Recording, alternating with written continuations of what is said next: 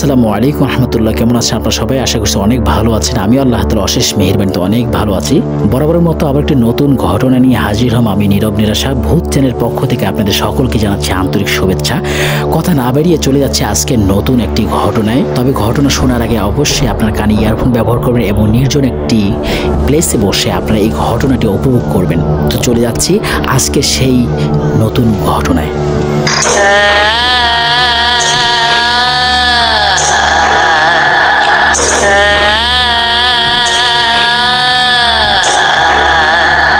ডাক্তারি পেশায় নিয়োজিত হয়ে গ্রামের একটি পরিত্যক্ত হাসপাতালে চাকরি করার জন্য যেতে হয় আমাকে। শুনেছি 100 বছর আগে সেই হাসপাতালটি বানানো হয়েছিল, কিছুদিন আগে হাসপাতালটি আবার চালু করা হয়েছে। সেই জন্য আমাকে সেখানে পাঠানো হবে মানুষের সেবা করার জন্য। আমি পরিবার সহ ঢাকাতে থাকি। রাত 11টায় আমার গাড়ি ঢাকা থেকে গ্রামের উদ্দেশ্যে বের হয়ে যায়।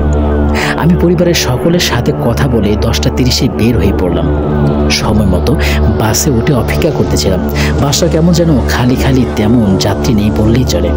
রাত 11টা 10-এ বাস ছেড়ে দিল। একটু পর জানালার পাশে খেয়াল করলাম একটা মেয়ে বাসের দিকে ইশারা করে বাস থামাতে বলছে। আমি বাস ড্রাইভারকে বলে বাস থামিয়ে দিলাম। সেই মেয়েটি বাসে উঠে আমার পাশের সিটটায় বসে পড়ল। মেয়েটি পরনে ছিল অদ্ভুত রকমের একটা শাড়ি। শাড়ির আসরটা মাটির সাথে ঘেঁষে যাচ্ছে। আমি তেমন গুরুত্ব না দিয়ে জানালার দিকে তাকিয়ে থাকলাম। দেখতে দেখতে রাত 12টা বেজে গেছে প্রায়। বাস চলছে তার আপন গতিতে। আজকে রাতটা যেন একটু অন্যরকম লাগছিল। চারদিকে ভীষণ অন্ধকার এবং গাছপালাগুলোকে দেখে মনে হচ্ছে এ যেন এক একটা দানবের মতো। অদ্ভুত এক বিষয় হলো আজকে রাস্তায় তেমন একটা গাড়িও দেখা যাচ্ছে না। প্রায় 10 থেকে 15 মিনিট পর পর একটি করে গাড়ি দেখা যাচ্ছে মাঝ রাস্তায়। মনটা ভীষণ খারাপ। অনেকদিন পর পরিবার ছেড়ে বাইরে কোথাও যেতে হচ্ছে আমাকে। আমি জানালার দিকে মুখ করে বসে আছি, বাইরের সুন্দর বাতাস উপভোগ করছি। এমন সময় শুরু হলো অদ্ভুত ধরনের কিছু ঘটনা। হঠাৎ একটা জোরে চিৎকারের শব্দ শুনতে পেলাম। চারদিকে কেমন যেন উত্তাল হয়ে গেল। লোকজন সবাই চেল্লাচিল্লি শুরু করে দিল। কোনো কিছু বুঝে ওঠার আগে আমি বাস থেকে নেমে পড়লাম। অদ্ভুত বিষয়, আমি কোনো কিছু না জেনেই একাই বাস থেকে নেমে পড়লাম। আমি বাস থেকে নেমে পড়ার সাথে সাথে বাস চলে গেল।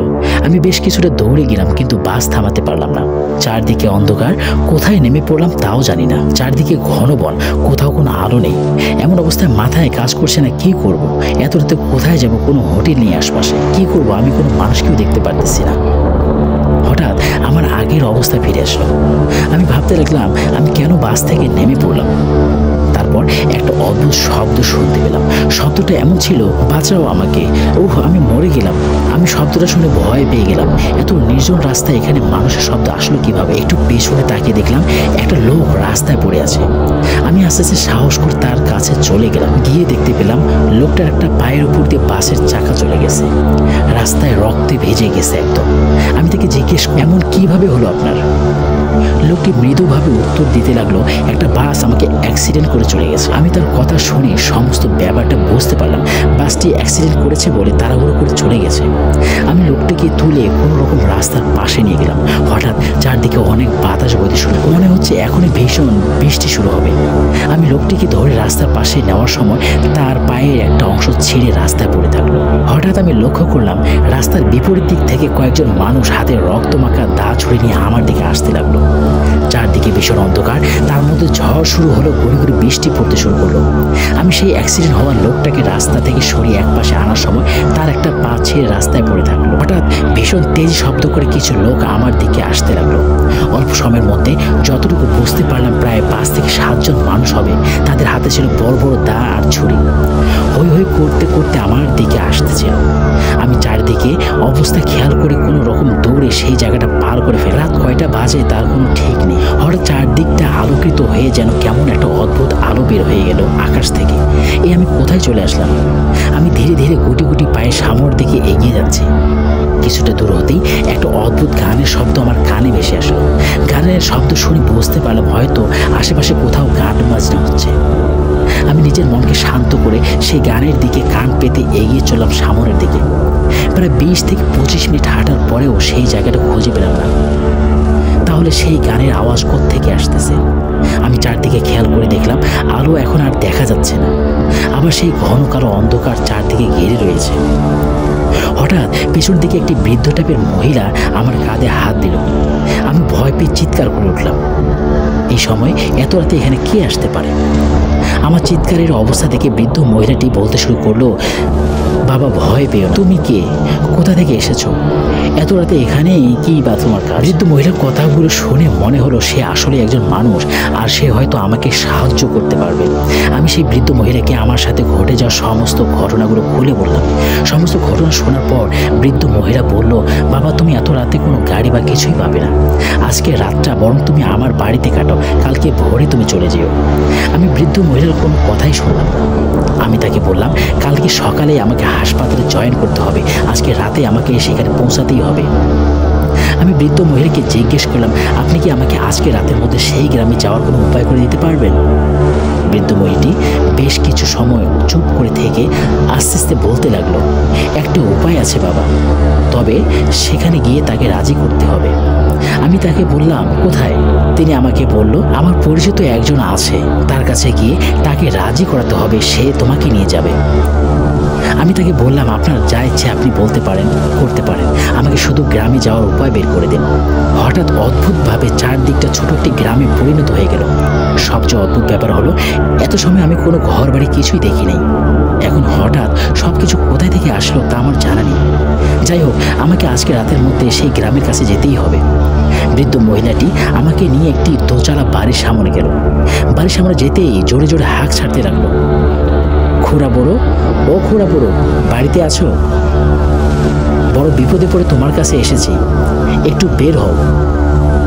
অনেক সময় ডাকাডাকি করার পর খুড়া বুড়ো একটি লাঠি ভর দিয়ে বাইরে বের হয়ে এলো। দেখে মনে হচ্ছে 70 থেকে 80 বছর বয়স হবে সেই বৃদ্ধ লোকটি। খুড়া বুড়ো বলল, কি গো, এত রাতে কি হলো? বৃদ্ধা মহিলাটি বলল, তোমার একটা উপকার করতে হবে, এই যে এই ছেলেটিকে গ্রামে নিয়ে যেতে হবে। আমি পাশে দাঁড়িয়ে সমস্ত ঘটনা দেখতেছিলাম এবং তাদের কথাগুলো শুনতেছিলাম। খুড়া বুড়ো 2 থেকে 3 বার আমার মুখের দিকে তাকিয়ে বলতে লাগলো, ঠিক আছে, তবে পয়সা করে একটু বাড়িয়ে দিতে হবে। আমি বললাম, আপনি কোনো চিন্তা করবেন না, আপনি শুধু আমাকে সেখানে পৌঁছানোর একটা ব্যবস্থা করেন। কথা বলা শেষ করে খুড়া একটি বৈঠা হাতে ঘর থেকে বের হলো। বৈঠা দেখে বুঝতে পারলাম গ্রামে যাওয়ার জন্য হয়তো নদীপথটা এখন আমাকে ব্যবহার করতে হবে। খুড়া বুড়ো আমার সামন সামন চলতে থাকলো এবং আমি তার পিছু পিছু হেঁটে চললাম। বেশ কিছু সময় হাঁটার পর সামনে একটা মস্ত বড় নদী দেখতে পেলাম। পানিগুলো খুব শান্ত অবস্থায় আছে। নদীর এক পারে দাঁড়ালে অন্য পার দেখা যায় না। আমি একটা ছোট নৌকায় উঠে বসলাম। বৃদ্ধ মহিলা আর খুড়ো বুড়ো কি যেন কথা বলল, ঠিক শুনতে পেলাম না। কথা শেষ করে খুড়া বুড়ো নৌকায় উঠে আসলো। ধীরে ধীরে নৌকা চলতে শুরু করলো। গায়ের মধ্যে ঠান্ডা বাতাস লাগছে। নদীতে পানিগুলো টলমল করছে, চাঁদের আলোয় একটু উকি দিয়ে আছে। হঠাৎ আমি নৌকার উপর একটি ছায়া অনুভব করলাম।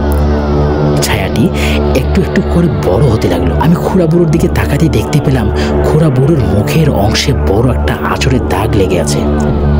আঁচড় থেকে অনবরত রক্ত পড়ছে। আঁচড়টা লেগে তার চোখটা বেরিয়ে পড়েছে। অদ্ভুত ব্যাপার হলো, খুড়া বুড়ো তবু নৌকা চালিয়ে যাচ্ছে। এমন অবস্থা দেখে আমি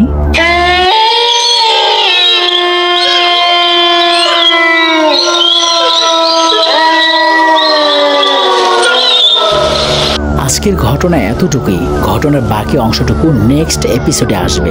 ঘটনাটি যদি ভালো লাগে তাহলে অবশ্যই লাইক করবেন এবং শেয়ার করবেন। আপনাদের কাছে একটি অনুরোধ, অবশ্যই চ্যানেলটিকে সাবস্ক্রাইব করবেন এবং পাশে থেকে বেল আইকনটি বাজিয়ে দেবেন। নতুন নতুন ঘটনা পেতে অবশ্যই আপনার চ্যানেলটিকে সাবস্ক্রাইব করে রাখবেন। সকলে ভালো থাকবেন, সুস্থ থাকবেন। দ্য মোস্ট ইম্পর্টেন্ট টিউন ভূত। সকলকে জানাচ্ছি আসসালামু আলাইকুম রহমতুল্লাহ।